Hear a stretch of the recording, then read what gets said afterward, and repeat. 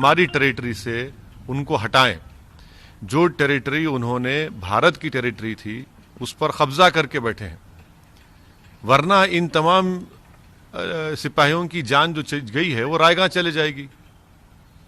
अगर इनकी जान को जो चली गई है रायगा नहीं जाने देना चाहिए। इनकी जान की अगर अहमियत है तो हम वजीर आजम प्राइम मिनिस्टर से, मोदी से इस बात का मुतालबा करते हैं कि आप चीन को हटाइए हमारी जमीन से, आप अकाउंटेबिलिटी फिक्स करिए। ये सबसे अहम बात है। तीसरी बात यह है कि प्राइम मिनिस्टर को बताना चाहिए देश को, क्योंकि देश में आज हमारे इन 20 सिपाहियों की मौत के बाद बहुत गम और गुस्सा है। देश ये जानना चाह रहा है कि चीन ने आखिर कितनी हमारी जमीन पर कब्जा किया है। बताती क्यों नहीं सरकार ये? भाई डी एस्केलेशन, डी एंगेजमेंट हो रहा है तो फिर आप कितनी जमीन पर चीन ने कब्जा किया? चीन ने तो अपने इलाके में आर्टिलरी भी लगा दिए हैं। इसका क्या मतलब है? बंकर्स बना रहा है जहां पर कब्जा किया है उसने।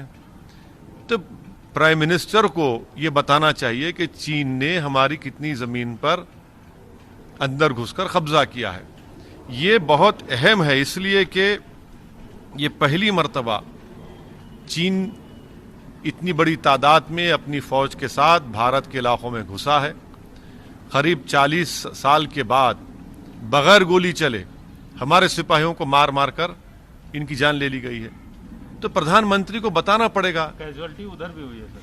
अब भाई अगर उधर हुई है तो फिर आप बता दीजिए ना। अगर कैजुअलिटी हुई, कैजुअलिटी का होने का मतलब ये तो नहीं है कि हमारी जमीन से छोड़ कर चले गए। हमारी जमीन पर आज भी वो लोग कब्जा करके बैठे हैं। 4.5 किलोमीटर अंदर भारत की टेरिटरी में चीन की फौज बैठी हुई है।